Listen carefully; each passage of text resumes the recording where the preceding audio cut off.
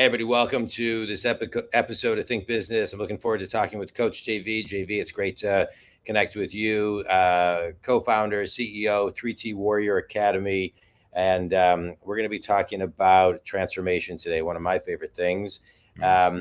And JV, what your group does is you're talking to people and helping them give them financial freedom, financial literacy through your academy, and we're gonna dive in and we're gonna talk about that. I love this topic because I think it's so well needed, and so many people are kind of missing the mark a little bit. You know, I'm a business coach, and I work with people all over the globe who are stuck, and I work with them to get unstuck.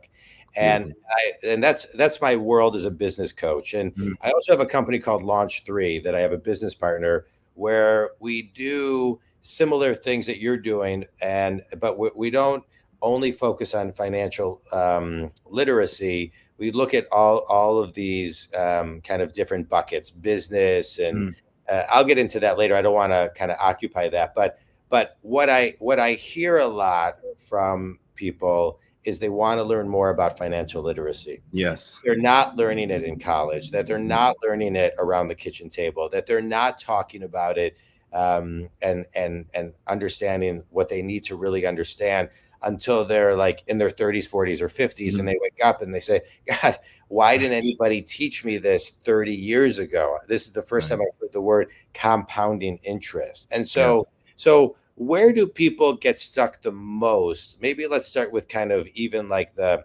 mindset, right? Or the Yeah. level of awareness that they have. Where do people get stuck the most? And how does your academy begin to get them unstuck? Yeah, great question. So we call it the 5P framework. So first is the foundation, right? So where did our foundation came from? Our grandparents went through our parents went through the Great Depression, and it was a very different environment back then. I mean, after the Great Depression, the American dream was alive, right? You can buy a home, reasonably priced, right? You could get a car, you can go to school, get a job, and have a nice career. And we're taking the old techniques from our grandparents and our parents and trying to apply them to a world that's high inflation, high interest rates. We're in a completely different environment than our parents grew up in. Our parents were taught to go to school, get a job, get a 401k, and then they tried to teach us the exact same thing. But the problem is now, it takes the average American needs to make $150,000 a year to be middle class. And so the first thing we have to do is ask ourselves, why do we believe what we believe? Right? Why do we believe what we believe? What do we believe about money? What is money, right? In America, money is debt. My Yeah, income is your debt. Your debt is my income. And so we start with foundations, like really asking yourself the question, if you're in a tough financial situation or you don't understand finances, where did you learn that from? Where did it come from? And are you willing to unwire that? So we start with foundational. It's like foundation. We need to unwire and rewire the brain. From there, we right. have to learn financial literacy. Like, what is money? How do you move money through the system? Like we teach people the cash flow quadrant, getting on the right side of the cash flow quadrant. Like, you should always pay yourself first. We teach them, why is all the system debt? What is inflation? What does it mean when interest rates go up or go down? What does it mean America being the dominant currency? Who is the Federal Reserve, right? So when you start to understand what money is and how banks operate, right? Banks, interest income, fee income, and capital markets income. So when you put Yeah, your money in the bank, they're taking your money and earning interest income, fee income, and capital markets income. So you have to start to say, okay, well, what if I could do that with my money? And then yeah, from there, we teach financial discipline, where it's like, okay, now we need to get disciplined with our finances. We're in an instant gratification society. We teach people, okay, do you want that or do you need that? If you want it, then you need to hold on to that thought until you have an asset that can pay for the want and you pay for your needs. So we look at like non-negotiables and your debts, and then we look at debts that we can remove. And then once you have extra income, now what do we do with that income? And you nailed it. I was going to talk about that. Is the eighth wonder of the world is compound interest, right? yeah, And so the younger we can get, so for example, my daughter's 20, my son's 8. The difference between the two, they're both going to retire with 1.6 million. I have to save double for my daughter than I do my son. That's the power of compound interest, just to retire with the exact same amount. So then we're like, okay, now we're starting to earn, and then we need to take it to the next level where we have to learn how to protect that wealth. So there's 5 phases that we go through, but we have to like kind of give ourselves a get out of jail free card in America for a moment to understand that the indoctrination system, our schooling system, just taught us to go to school and learn how to trade time for money. Then we have so much time for money, we have no time to pay attention. And yeah, so that's welcome to the world we're in now. So I really feel it's a critical time. Yeah. that people have to rewire the foundation. We cannot continue with the same skills that our grandparents and our parents taught us. Yeah. There's a level of awareness, JV, also that I find a very small percentage of people have, and an allocation of their time that they will give to actually learn about this. And I think that's another stuck point too, which Mhm. is preventatively finding the time versus before it's too late. And so Yeah. let's just talk about that stuck, because it's a, it's a commitment to learn something Mhm. new. And sometimes, in my coaching world, sometimes I'll say to people, just start with a minute a day, right? Yeah. Of whatever, and so just kind of talk about how to get unstuck and get on the learning train, right? You Yes. and just how do you guide people to that? Yeah, well, the first thing I share with them is, it seems like you have to like change your whole life and, go to school. But they say that if you take 20 minutes a day and you study a topic, you'll be in the top 5% of expertise if you consistently do that over and over again. So what I always tell people is your morning is extremely important, and before you go to bed. And what do we do when we wake up in the morning? Everybody jumps up, their alarm goes off, they look at social media right away. Your brain is in theta, your brain Right. is in a programming state. So right when you wake up, for me, it's prayer with God and kind of resetting, getting everything going. Then right after that, I go right into I love spiritual stuff. So I go right into my spiritual work. I go into macroeconomics. And so that first hour of my day, while I'm doing my cardio, getting warmed up, I'm educating my brain because my brain's in theta. It's in kind of like unconscious and conscious awareness, and your brain is programming. So it may not feel like you're learning something because you're groggy, but your brain is being programmed. Yeah. Then when we get ready for bed, your brain is going back into theta. And what do? We sit there and we look at social media, Dateline, all this stuff. Instead of doing that, a topic that you want to educate yourself on, whether it's macroeconomics, spirituality, start to read those topics or read a book and allow your brain to go to sleep with that information. And if you could do that twice a day, even if you, like you said, a minute, 2 minutes, up to 20 Yeah. minutes, if you do 20 minutes, you'll be in the top 5% of expertise in your subject. Yeah. I love it. Yeah. Thanks for sharing that. Of course. I want to talk about spirituality for a minute. It's a big piece of Yes. your morning. It's Huge. also a big piece of my morning, my Mhm. world. And so, what's one thing that you've learned, as you've studied everything spiritually, Yeah. and what's one kind of ongoing lesson that you've extracted from your learnings?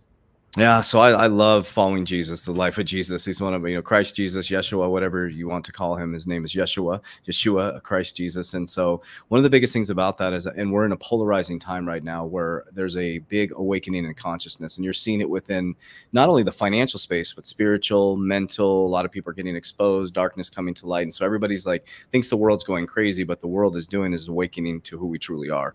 And so for me, it's really diving into knowing that like Jesus came and he didn't came to tell us how great he was. He came to tell us how great we are. And so the book, The Secret, is over my right shoulder here. That was the thing that changed my life 17 years ago. And my brain was way too elementary in spirituality to understand that. So that's why I think I got The Secret first. And for me, it's really understanding that thoughts become things, right? I stopped waiting for a savior. I stopped waiting for, Trump to come back or a president to save me. And I started to realize that it's all inside of me. Like thoughts do truly, truly become things. And that goes into the financial space as well. That's why I always ask people when they're in a tough financial position, spiritual relationship, I say, well, why do you believe what you believe?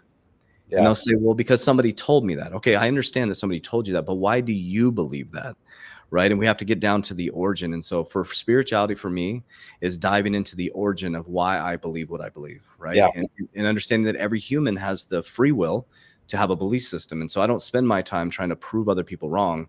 I work to apply the information to my life from the spiritual teachings to see how it's changing my life. And so it's been remarkable for me. It started with The Secret. And then for me, it's, I love all people. I love all religion. I love all people, all of humanity. And I feel like we're here to expand consciousness, and what we're experiencing is repeated consciousness. Yeah. Yeah. It's amazing. I love what I just want to kind of highlight one thing you said. We have the tools within us. We just need people to help us access those, Mm-hmm.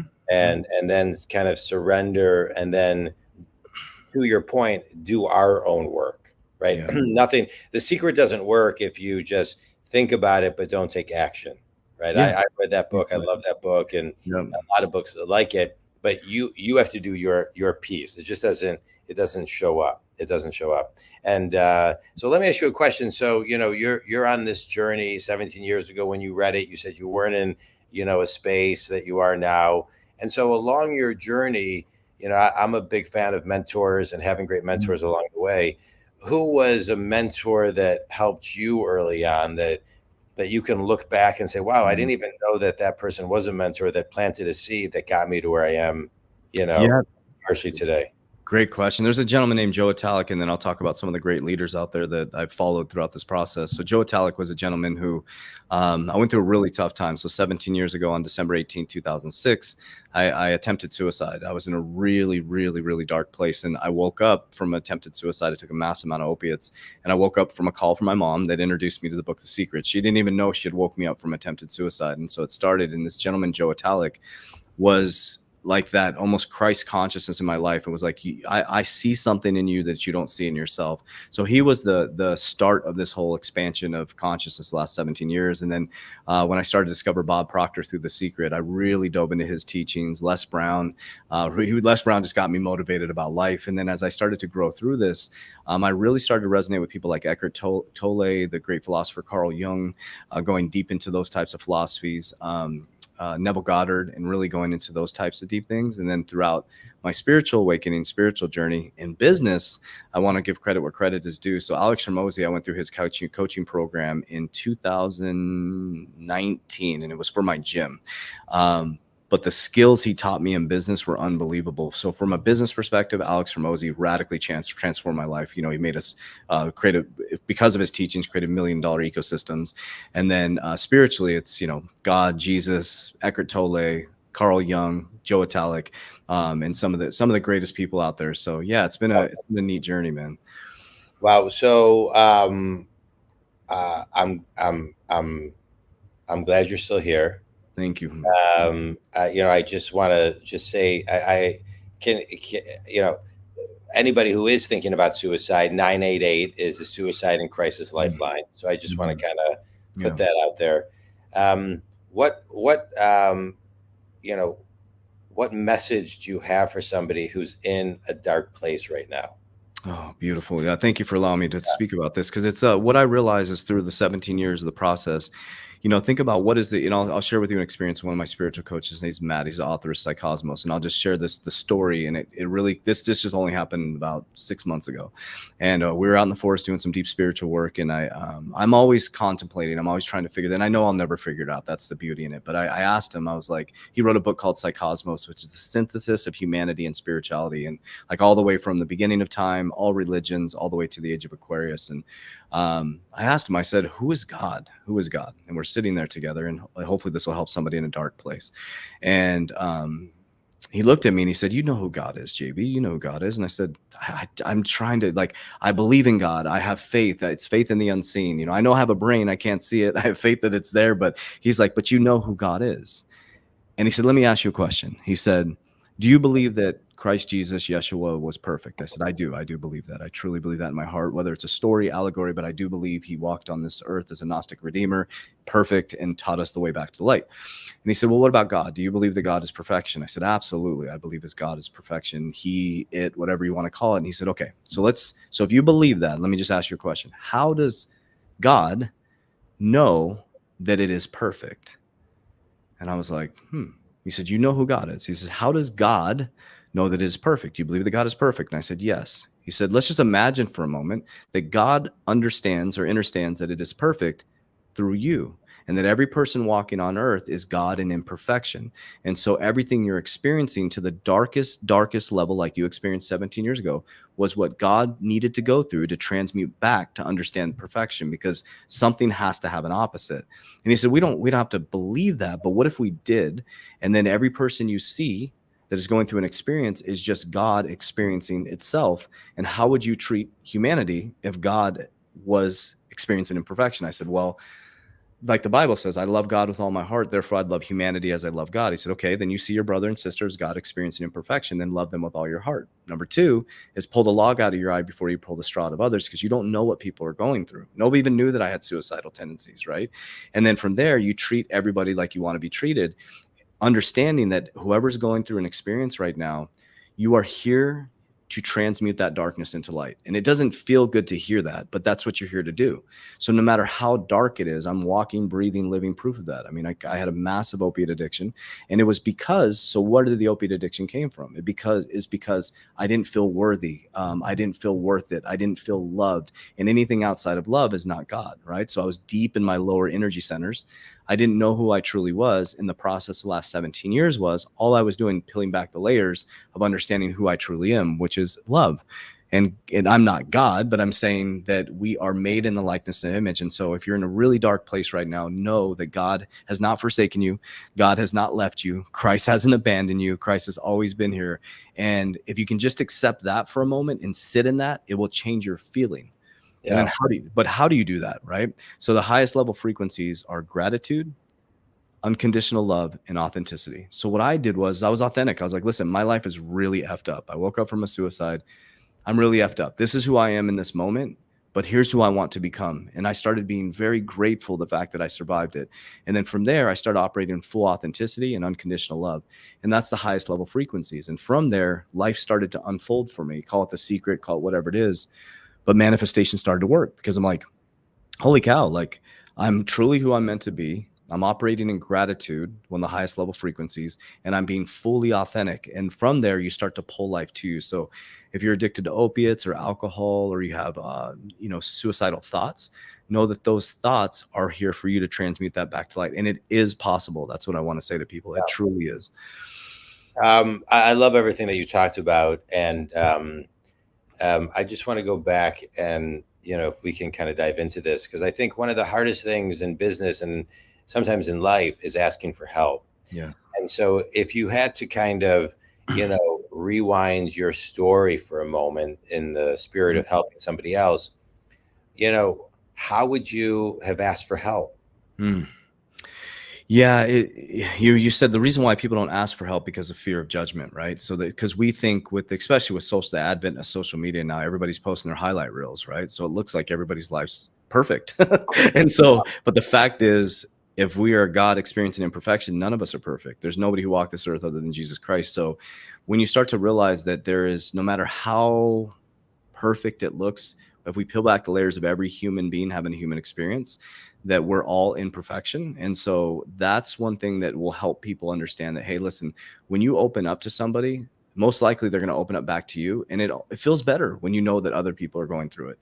It feels better when you know you're not the only one. And that's what I want to share with people about community right now. Like what we're going through right now, the middle class getting wiped out, moving down to the working poor, needing to make $150,000 a year. That's been our identity. And so if you're a male or female who's running your household and now you can't pay the bills, you can't support your family, you feel unworthy. And it's really important for us to come together in communities and be more authentic with each other. Hey, I'm struggling too, right? So I go, that's why we created our community, right? We didn't want to be isolated after COVID because we were so isolated. We used to have we had a facility where they shut our facility down. We had 180 people in here. We're all breaking bread together and supporting each other and helping people out. And then they fragmented that. Yeah. And we saw depression, anxiety, alcohol abuse, opiates go through the roof. And we're like, wait a minute.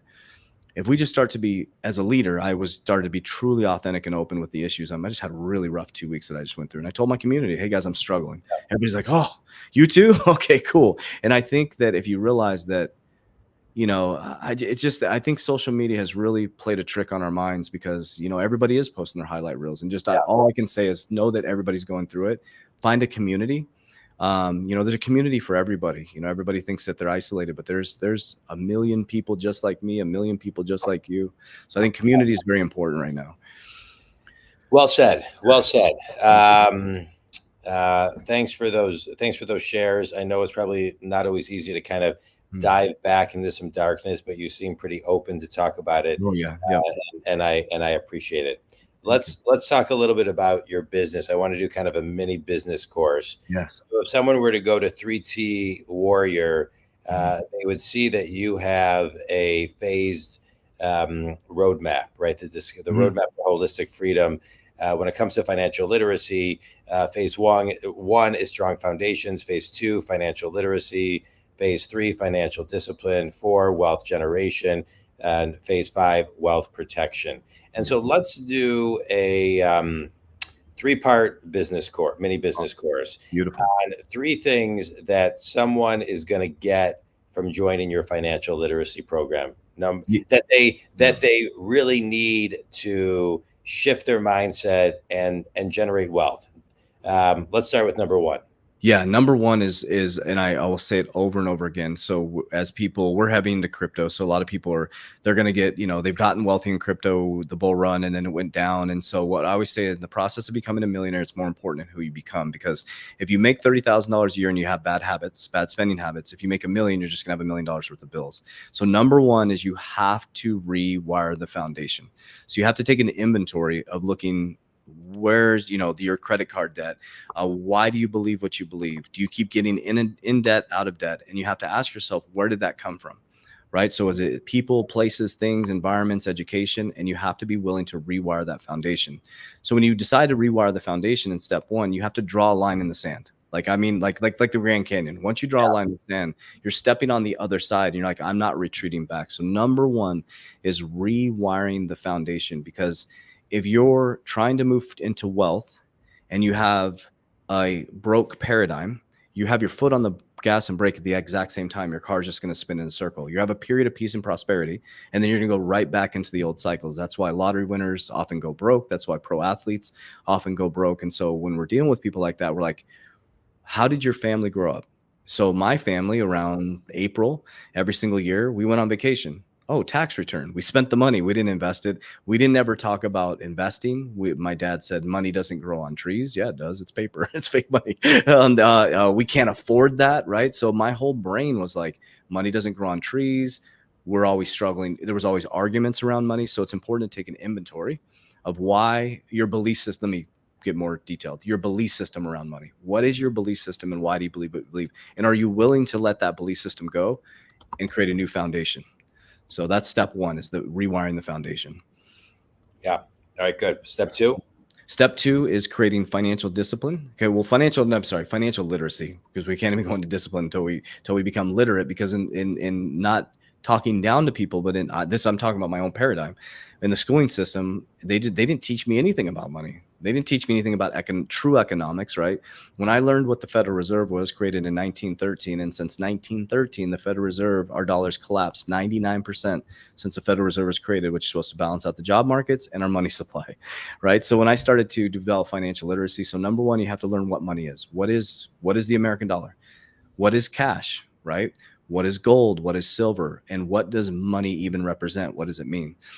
Through financial literacy as well, you got to understand how banks work, right? When you start to understand the mechanisms of banks, you can start to see that you can start to operate like a bank, right? And that's how we started. Like, okay, well, if banks make money in interest income, fee income, and capital markets income, well, shouldn't I be taking my money and put it in the capital markets? Shouldn't I be putting my money somewhere where I can earn a little bit of interest? Right. And then fee income, they're not a nonprofit organization. But when you start to understand that, every time I get paid $10, I'm like, wait a minute, how can I put this money to work? Because when I put my $10 in, they're putting $9 to work. Right. So I started to do that. So number one is foundation. Number two is to understand what the financial system. Some books you can read: The Creature of Jekyll Island, Richest Man in Babylon is a really good book to read. Great book. Cash flow quadrant is really important. Secrets of the Millionaire Mind, because it's important to understand that money is just energy. Think and grow rich. Keyword think and grow rich, right? There's 13 principles, which is energy. So phase one is foundations. Phase two is financial literacy. We have to understand what money is and how did it start? It started in a barter system. So for example, you do business coaching, I do some financial coaching, fitness. Like once we barter enough and we both learn the skill, we can't barter anymore. So the barter system didn't work. Or if I grew apples and you shoot horses, but I don't have any horses, so the barter system doesn't work. So that's how they created a monetary system. In our system that we live in now is fiat. It's fake money. There is no value to our currency. So when you understand that, it's like, oh shoot, I just got paid $10 in fake money, monopoly money. So that's, and also go play the game. Everybody needs to go play the game Monopoly. And what does everybody do that's been indoctrinated in America? They try to get as much cash as they can, and the people that buy all the real estate actually win the game. Wow. So was number three in that, or is there a number three? Oh, sorry. Yeah. The number three is now that you've done that, now we're going to find a financial foundation, financial literacy. Now we go into really learning how to earn financial discipline, right? So the next thing you do, now you understand what money is. Now you have to look at it, do an inventory of your finances, look at your debt, your non-negotiables, and your income. right? And usually right now in America, people are out of balance, right? They have more debt than they have income. And then you look at your non-negotiables. What are things that you cannot live without? And then you go to your debt and you see if you can reduce your debt. Because there's only two ways you can get out of it. You can either increase your income, decrease your expenses, right? But if you can do both, decrease expenses and increase your income, now you have cash flow. Now we don't go buy new shoes. We don't go out and buy a nicer car. We actually try to eliminate those things. And then we take that money and you learn how to richest man in Babel on it. So you put it into the capital markets, learn how to invest, diversify. And then from there, you start growing. So those are the three main things you have to do: foundation, financial literacy, and then look at your debt versus income. And then from the extra, start to invest it. Yeah. And the only thing I would add to that, thank you for that, is you just got to commit to everything you just said. Yes. Right. You Yep. got to commit to it. Mm-hmm. I think it's great. I have a question for you. You know, you talked about Eckhart Tolle. I love Eckhart Tolle. A lot of the people that you've mentioned. One of the things that I love that he talks about is, you know, to be the observer, right? To really zoom out and to be the observer. And so as someone's listening to your talk and what you do, how would you recommend they kind of pause and see and zoom out as an observer, looking, you know, over the kind of their life to help them make decisions as the observer, not just somebody who's like running the day to day? Yeah, this is beautiful. So this is an activity I do every Monday. I love this. So I go sit in my backyard and I call it collapsing time. So I go sit in a lawn chair in the sun and I close my eyes and I let the world, I always do this when I'm teaching. It's like let everything collapse and stop. Okay, now you're present. And you look at your whole life, finances, relationships, everything going on within your life, and you realize that you created all of that. Like you did that. It's awesome. It could be good, bad, or indifferent. And you take everything, bad, indifferent, debt, relationship, broken relationships, and you stop. So now you're present. You're like, okay, from this point, I created all of this. Now you look at your life and take an inventory and you say, okay, I want to change this thing in my life. Then you go backwards in time and you say, what's the origin? What decision did I make that got me to this? So decision A got me to Z. And then what you say is, am I willing to let go or reframe decision A? And then you start making new decisions. So it's planting the new seeds, right? Because what everybody does, like Eckhart Tolle taught us to be fully present. Because if you're stuck in the past, you're depressed. If you're focused on the future, you have anxiety. And again, I keep talking about the gas and brake. If you're trying to manifest, but you have your foot on the brake, you're just spinning in circles, right? And so when you stop in that present moment, like, okay, so now I'm in the present moment. All of this stuff is in the past. If I want to create a new reality, what I have to do is connect. So first of all, you say, okay, I want to be a billionaire, right? So, but why do you want to be a billionaire? Okay, what does that represent? What does it feel like?